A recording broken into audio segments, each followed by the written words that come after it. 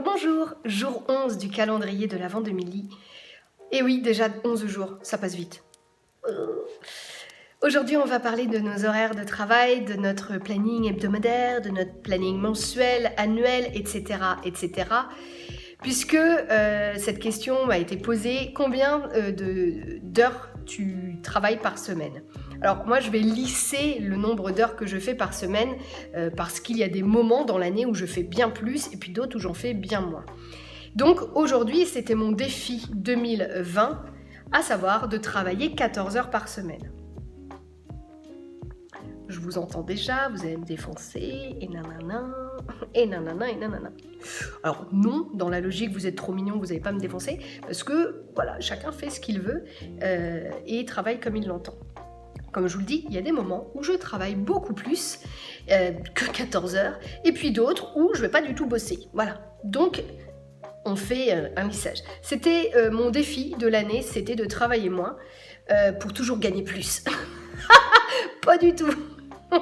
Non, travailler moins et mener ma vie très simplement telle que je la mène et ça me convient parfaitement. J'ai fait ce choix de travailler moins pour avoir plus de temps aussi pour ma vie personnelle et forcément pour ma vie personnelle qui est différente aujourd'hui, avec toutes les tâches qui m'incombent, etc. Et je le fais avec plaisir, attention, parce que si la famille m'entend, on va me dire « Oh là là, la pauvre Amélie, elle a dû faire, elle doit moins travailler. » parce que non, pas du tout, c'est un choix. Rassurez-vous, et je le vis très bien. Justement, je choisis de faire moins, de moins bosser pour avoir plus de temps pour moi, pour pouvoir aussi prendre soin de moi, etc., pour pouvoir faire toutes les tâches qui m'incombent après dans ma vie personnelle de femme, comme n'importe quelle femme. Voilà. Ce nombre d'heures me convient bien. Il ne conviendra pas à tout le monde, je le dis toujours, soyez doux, hein, soyez gentils quand vous m'écoutez, vous l'êtes, mais voilà... ça sert à rien d'être vindicatif, chacun fait comme il veut. Moi, je fais pas partie de ceux qui vont te dire tu réussis ta vie parce que tu fais 80 heures par semaine. Si ça te fait du bien, oui. Moi, ça me fait pas du bien de travailler 80 heures par semaine. J'ai travaillé, pas 80 heures, mais j'ai travaillé beaucoup plus de 50 heures. Oh non, mais plus que ça. Et ça me convenait.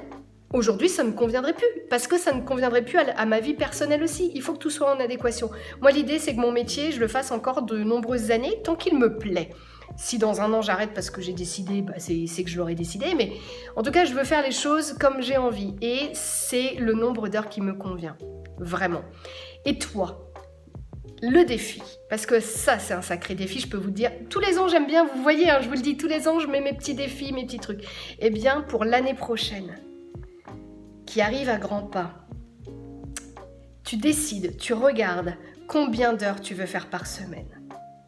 Et ça, en déterminant tes journées off, tes semaines de vacances, etc., etc. Et ton nombre et ça on revient à ce que je disais l'autre jour, et ton nombre de séances que tu veux faire par semaine.